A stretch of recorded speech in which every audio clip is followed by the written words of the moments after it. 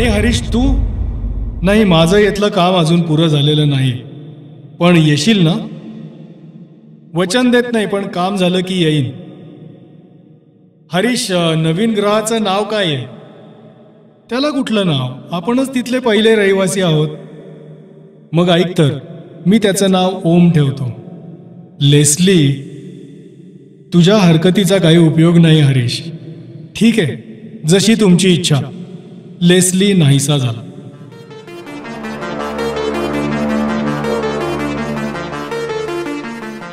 युगपुरुष पान 142 प्रकरण 16. सोपान, अत्तार आणि सरोज एकत्र जमले होते. बोलण्याचा विषय तिघांना अप्रिय वाटत होता. सोपानच्या कपाळावर विचारांच्या खूप आठ्या होत्या. समोरच्या कागदावर बोट आपटीत तो रागीट आवाजात म्हणाला, आडून आडून बोलण्यात आता अर्थ नाही. आपल्याला जी शंका काही महिन्यांपूर्वी आली होती तीच खरी आहे. चेटके नाहीसे होत आहेत, त्यांचा काही मागच लागत नाही. पूर्वी ते गुहातून खाणीतून लपून बसत, पण तरी आपल्यापैकी काहींना त्यांचा ठिकाणा बरोबर समजे. या खेपेस काहीतरी वेगळंच होतंय. मला हे आवडत नाही. स्टारजमचेही काही नियमित प्रवासी गेल्या काही दिवसात बेपत्ता झालेत. सोपान, अत्तार म्हणाला. सोपान, तुला संधी मिळाली होती तेव्हा तू हरीशला ठार करायला हवं होतं. मला अशी एक शंका येते की या नव्या प्रकाराच्या मागेही तोच असावा. केवळ एक माणूस, सरोज उपहासानं म्हणाली. तो साधा माणूस नाही. सोपान विचार करीत म्हणाला. त्याला संधीच द्यायला नको होती. त्याच्या टेबलवरचा फोन खणखणला. त्यानं सहज सवयीनं फोन कानाला लावला. कोण? यंत्र त्याच्या हातून जवळजवळ खालीच पडलं. त्याच्या नेहमीच्या निर्विकार चेहऱ्यावर विलक्षण आश्चर्य होतं. हो ठीक आहे. त्यानं फोन खाली ठेवला. मग तो सावकाश त्या दोघांकडे वळून म्हणाला, हरीश ओमकार आपल्याला भेटायला येतोय. त्या दोघांची प्रतिक्रियाही त्याच्या इतकीच तीव्र होती. किती वर्षांपूर्वी आपण या बोळानं प्रथम आलो? हरीशनं स्वतःशी विचार केला. 10-15? खूप वर्षांपूर्वी, एवढं खरं. आणि त्या कालावधीत सर्व समाज उलथापालथा झाला होता. काही एक ठराविक लोक ओम ग्रहावर गेले की सोपानची गाठ घ्यायचे हरीशनं ठरवलं होतं, आणि ती वेळ आता आली होती. दार उघडून त्यानं आत पाय ठेवला. ते तिघं, पूर्वी चौघं होतं. एवढा फरक सोडला तर पूर्वीसारखेच दाराकडे टक लावून पाहत होते. हरीश त्यांच्या मोठ्या टेबलपाशी पोहोचेपर्यंत त्यांच्यापैकी कोणीच काही बोललं नाही. तुमच्यापैकी कोणाच्याच चेहऱ्यावर मला स्वागताचं हास्य दिसत नाही. हरीश किंचितसा हसत म्हणाला. माझ्या येण्यानं तुमच्या काही महत्वाच्या कामात अडथळा आला नाही ना? नाही, सोपान जरा वेळानं म्हणाला. खरं सांगायचं म्हणजे आम्ही तुझ्याच संबंधात चर्चा करत होतो. माझ्या नावाला बरंच महत्व प्राप्त झालेलं दिसतंय. हरीश एक खुर्ची घेत म्हणाला. त्यांनी बस म्हणायची वाट पाहायचा सुद्धा विचार त्याच्या मनात आला नाही. आपल्या भूमिकेतला बदल त्याला मागाहून जाणवला. तू येथे येण्यात एक धोकाच पत्करला नाहीस का? सोपान म्हणाला. एकेकाळी तुम्ही माझा शोध करत होतात. अजूनही अधूनमधून माझ्या कानावर ते येतं. तुमचे गैरसमज दूर व्हावेत आणि हा पोरकट पाठलाग आता थांबावा यासाठी मी येथे आलोय. ते तिघही काही न बोलता हरीशकडे नुसते पाहत राहिले. सोपान, मागे एकदा मी तुला तडजोडीसाठी कळकळीची विनंती केली होती. ती तू झिडकारलीस. मानवजातीच्या कल्याणापेक्षाही तुला तुझी क्षणजीवी सत्ता जास्त प्रिय वाटली. तुझा मार्ग तू घेतलास आणि निरुपायानं माझा मार्ग मला घ्यावा लागला. व्याजोक्ती अशी आहे की दोघांच्याही इच्छा पूर्ण झाल्या आहेत. त्यांच्या आश्चर्यचकित चेहऱ्यांकडे पाहत हरीश बोलू लागला. माझ्यावर तू प्राणसंकट आणलंस आणि त्या ताणाखाली मला सुटकेचा मार्ग सापडला. मानव आता स्वतंत्र झालाय. त्याला पृथ्वी सोडून सर्व विश्वात कोठेही संचार करता येतो, आणि तो सुद्धा सशरीर. स्टारजमच्या अवजड यंत्रांची आवश्यकता राहिलेली नाही. ती यंत्र आणि पर्यायानं स्टारजम्प ही संस्थाही आता अडगळीत जमाय. ज्यांना तुम्ही चेटके म्हणून हिणवत होतात, ज्यांची अहोरात्र शिकार करत होतात, ते तुमच्या पंजाखालून कायमचे निसटले आहेत. ते आता दूरच्या एका ग्रहावर एक नवी उदात्त न्यायी संस्कृती घडवीत आहेत. मानवाचे ते खरे पाईक आहेत. तेच मानवतेचा विजयध्वज सर्वार्थानं दशदिशांना फडकवतील. तुम्हाला सत्ता हवी होती ना? तुमची सत्ता पृथ्वीवर अबाधित राहील. तिला कोणीही प्रतिस्पर्धी राहणार नाही. पृथ्वीवरच्या मूर्ख मेंढरांना जन्मभर खुशाल हाकत बसा. स्टारजमची सत्ता तरी कोटपर्यंत अबाधित राहील. तुमची यंत्र हाकारणारे लोक उपलब्ध आहेत तोपर्यंतच. पण त्यांचा ओघ असा कायम येत राहील का? नाही.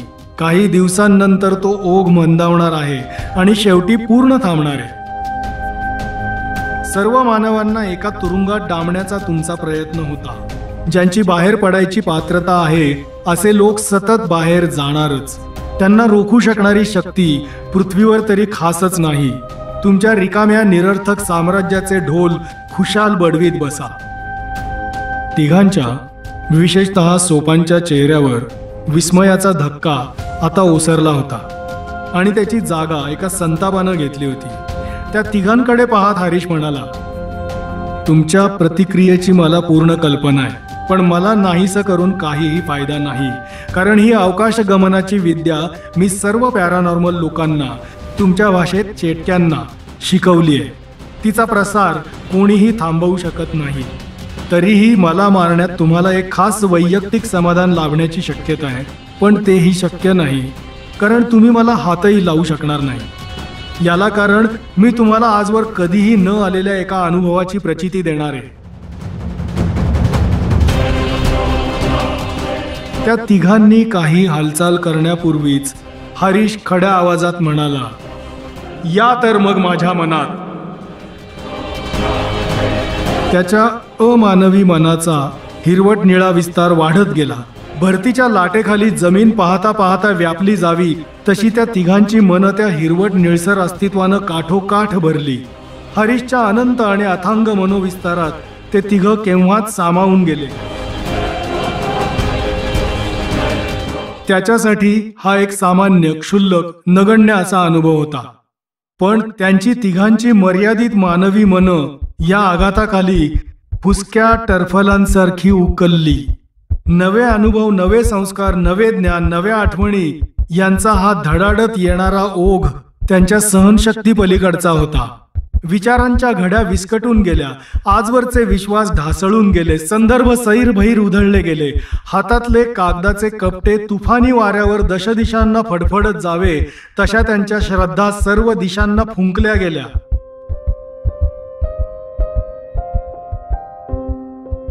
ते या कोलाहलातून सावरतील तेव्हा सावरतील, पण पुन्हा कधीही पूर्वीसारखे संकुचित जखडलेल्या मनांचे राहणार नाहीत. हरीशची खात्री होती.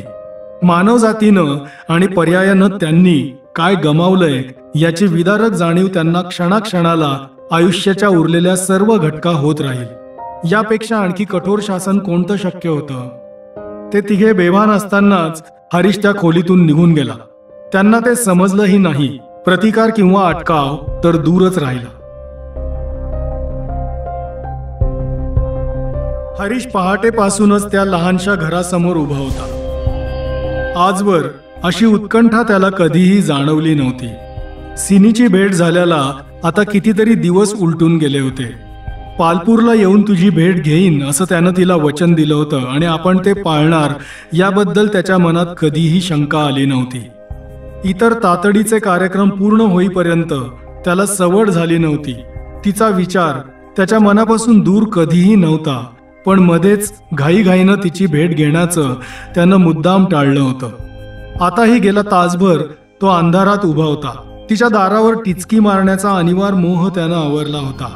रात्री अपरात्री दारावर अचानक पडलेल्या थापेला लोक अजूनही घाबरत होते, पण सुदैवानं आता ते कमी होत होतं, कारण चेटकेच हळूहळू दिसेनासे होत होते. आपण असामान्य आहोत ही हरीशची खात्री होती. त्यात गर्व नव्हता, अतिशयोक्ती नव्हती. ती केवळ वस्तुस्थिती होती. पण सिनीसारख्या सामान्य, पॅरानॉर्मल नसलेल्या या अर्थी तरुणीच्या आकर्षणाचं कोडं त्याला सुटलं नव्हतं. तिच्या आठवणीनं नाडी दौडत होती. तिच्या भेटीच्या विचारानं त्याचं शरीर रोमांचित होत होतं. मनाचे हे रहस्य आपल्याला कधीच उलगडणार नाही त्याला वाटलं. आणि असं हे रहस्य आहे म्हणूनच परस्पर संबंधात गोडी आहे त्याच्या मनात विचार आला. सूर्याचे पहिले किरण वृक्षांच्या शेंड्यांवरून लखलखत असतानाच त्यानं तिच्या दारावर बोटांचा आवाज केला. दार सावकाश उघडलं. दाराच्या आत सिनीच उभी होती. चेहऱ्यावर किंचित आश्चर्य होतं, थोडी शंका होती, किंचितशी भीतीही होती. क्षणभर तिचा आपल्या डोळ्यांवर विश्वासच बसेना. मग छातीवर हात ठेवून ती एकदम पुटपुटली, हरीश. आणि मग पुन्हा एकदा हरीश. हरीश जरा पुढे सरकताच ती अलगद त्याच्या मिठीत आली. हरीश, ती मुसमुसत होती. मला वाटलं होतं तू कधी येणारच नाहीस. मला वाटलं होतं. आलो ना मी सिनी. आता सारं काही विसर. तिच्या भेटीनं आपल्याला आनंद होईल अशी हरीशची कल्पना होती, नवे खात्री होती. पण इतका आनंद होईल अशी कल्पनाही नव्हती. आजवरच्या सर्व महाविलक्षण अनुभवांना या अनुभवाची सरही नव्हती. मनाचा आजवरचा एक अस्पर्शित भाग तिच्या स्पर्शानं गहिरा झाला होता. हा एक तरी अनुभव आपल्यासाठी आहे, अनन्यसाधारण आहे. त्या हिरवट निळसर सर्वज्ञानी अस्तित्वाच्याही आकलना पलीकडचा आहे, खास आणि संपूर्ण मानवी आहे. हरीश समाधानानं विचार करत होता. मला काम होतं सिनी, फार फार महत्वाचं काम होतं. तो हलक्या आवाजात म्हणाला. आता माझं काम मार्गी लागलंय. माझी भ्रमंती संपली आणि तुझा विरहही संपलाय. अश्रूंनी ओलावलेला चेहरा तिनं वर केला. आता जाणार नाहीस हरीश? आता जाणार नाही प्रियसिनी. तिच्या ओठांवर ओठ टेकवीत हरीश म्हणाला. किंवा गेलो तर तुला घेऊनच जाईन. तिला कितीतरी सांगायचं होतं, अगदी सुरुवातीपासून ते या क्षणापर्यंत. पण त्याला वेळही भरपूर आहे. त्याला वाटलं पुढचं सर्व आयुष्य त्यासाठीच नाही का?